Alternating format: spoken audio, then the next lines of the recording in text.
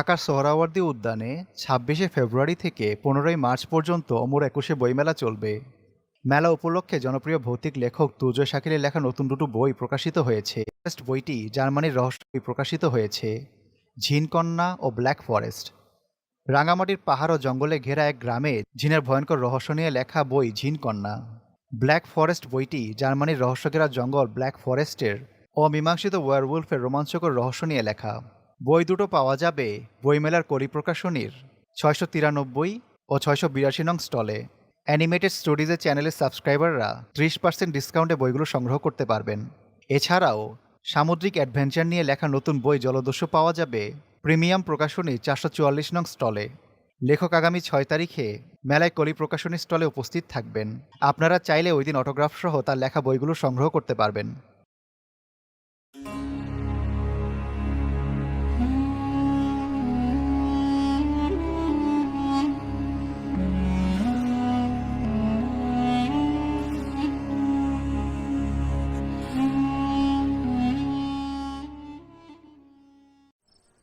রাত তখন ২:৩০।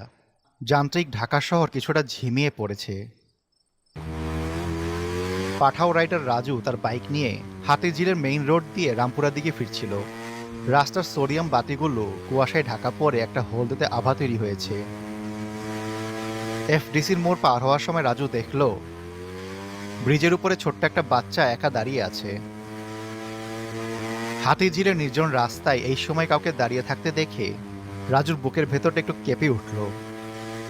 সে বাইকের গতি বাড়াতে চাইল, কিন্তু ঠিক পাশ দিয়ে যাওয়ার সময় তার মনে হলো ছেলেটি কাঁদছে। মায়ায় পড়ে রাজু বাইক থামালো। রাজু জিজ্ঞাসা করল, এই ছেলে, এখানে এত রাতে কি করছো? কোনো বিপদ হয়েছে কি তোমার? ভাই, আমাকে বাড্ডা মোড়ে একটু নামিয়ে দেবেন? আমার মা খুব অসুস্থ। ছেলেটি বাইকের পেছনে বসতেই রাজু অনুভব করল তার পিঠের দিকটা হঠাৎ বরফ শীতল হয়ে গেছে, অথচ বাইরের আবহাওয়াটা ছিল বেশ কোমট।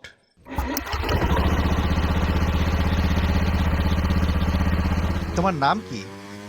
আমার নাম সাব্বির। তুমি এত রাতে এখানে একা দাঁড়িয়ে কান্না করছিলে কেন? আমি এখানে কাজ করি। ফুফু হঠাৎ রাতে বলল মা নাকি অসুস্থ, তাকে হাসপাতালে নেওয়া হয়েছে।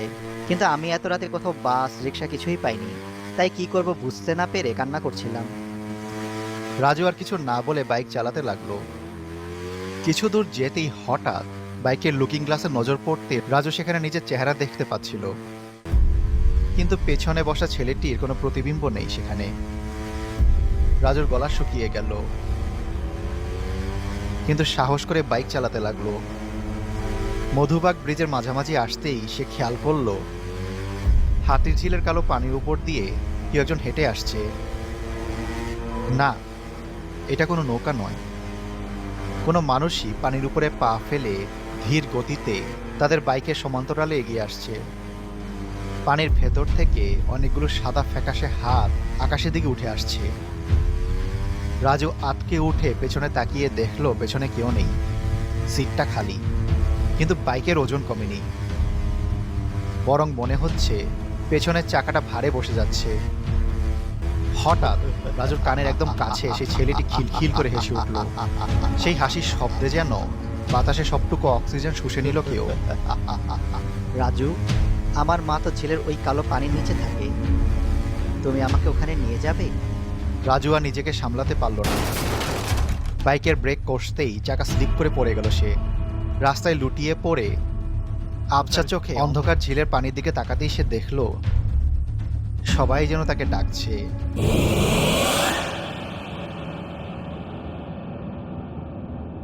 পুলিশ রাজুকে ব্রিজের উপর থেকে উদ্ধার করে।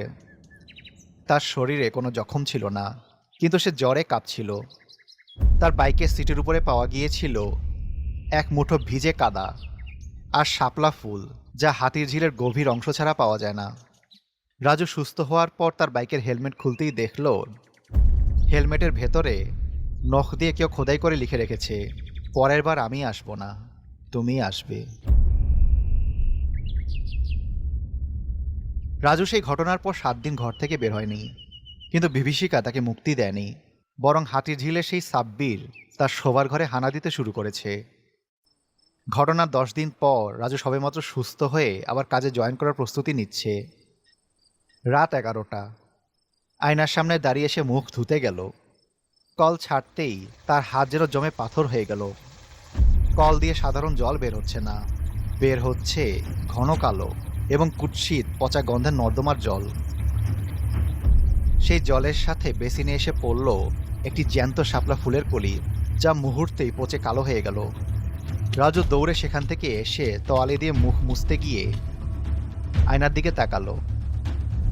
আয়নার কাঁচটা কুয়াশাচ্ছন্ন হয়ে আছে, যেন ভেতর থেকে কেউ খুব জোরে জোরে শ্বাস ফেলছে। কুয়াশার উপরে আঙ্গুল দিয়ে কেউ লিখছে। পানি খুব ঠান্ডা। রাজু, আমাদের একা লাগছে। আমরা তো এই হাতের ঝিলের তলে মরে পড়ে আছি। কত লাশ যেখানে আছে, কেউ নিজে নিজেই আত্মহত্যা করেছে, কাউকে আবার খুন করে এখানে লাশ ফেলে দিয়েছে, কাউকে আবার তার প্রিয়জনরা বিশ্বাসঘাতকতা করে মেরে ফেলে দিয়েছে। এই হাতির ঝিলের পানি যে কত শত মৃত্যুর সাক্ষী। রাজু এসব দেখে ভয় চিৎকার করতে চাইল, কিন্তু দেখল তার পায়ের তলার মেঝেটা ভিজে উঠছে। তার ফ্ল্যাট 4 তলায়, অথচ মেঝে দিয়ে জল উঠছে কিভাবে? সে পাগলের মতো ঘর থেকে বেরিয়ে লিফটের দিকে দৌড় দিল। লিফটের দরজা খুলতে সে দেখল ভেতরে সেই ছেলে সাব্বিরের লাশ পড়ে আছে। রাজু দৌড় দিয়ে সিঁড়ি দিয়ে নামতে চাইল, কিন্তু দেখল সিঁড়ির প্রতিটি ধাপে ধাপে জমে আছে হাতে জিলে সেই ফ্যাকাশে কাদা। লিফটের ভেতর থেকে সেই খিলখিল হাসি আবার ভেসে এলো। রাজু সেদিকে তাকিয়ে দেখল ছেলেটির কোনো চোখ নেই, চোখের জায়গায় কেবল দুটো গর্ত। সেখান থেকে অনবরত হাতির ঝিলের কালো জল উপচে পড়ছে।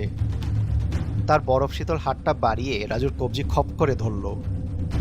রাজু অনুভব করল তার শরীরের রক্ত জমাট বেঁধে যাচ্ছে। ছেলেটি তখন ফিসফিস করে বলল, বাইকটা ঝিলের ওপারেই রাখা আছে, চলো এবার ফেরা যাক। ঠিক সেই মুহূর্তে পুরো অ্যাপার্টমেন্টের বিদ্যুৎ চলে গেল। পরের দিন সকালে হাতে ঝিলে মধুবাগ ব্রিজের নিচে জেলেরা একটি বাইক খুঁজে পায়। বাইকের সাথে বাঁধা ছিল রাজুর লাশ। তার চোখ দুটো খোলা, যেন সে বিস্ময় কিছু দেখছিল। কিন্তু আশ্চর্যের বিষয় হল, ঝিলে কোনো শাপলা ফুল না থাকলেও তার হাতের মুঠোয় শক্ত করে ধরা ছিল সেই নীল রঙের একটা শাপলা ফুল। এরপর কেটে গেল কয়েক মাস, কিন্তু রাজুর মৃত্যুর কারণ উদ্ঘাটন করা গেল না। তার মৃত্যুর রহস্য অজানাই থেকে গেল। শহরের কোলাহলে হাতে ঝিল আবার ব্যস্ত হয়ে ওঠে। আজ সোমবার রাত প্রায় 3টা। তুহিন বাইক নিয়ে হাতে ঝিলের মেইন রোড দিয়ে রামপুরা দিকে ফিরছিল। রাস্তার সোডিয়াম বাতিগুলো কুয়াশায় ঢাকা পড়ে একটা হলদেটে আভা তৈরি করেছে। এফডিসি মোড় পার হওয়ার সময় তুহিন দেখল ব্রিজের উপরে ছোট্ট একটা ছেলে দাঁড়িয়ে আছে।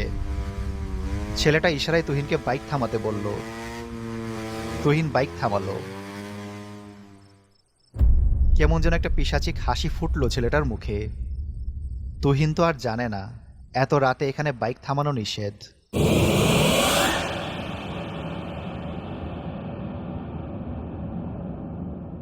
আর হ্যাঁ, আপনাকেও বলছি, গভীর রাতে কারো ইশারায় বাইক থামাবেন না।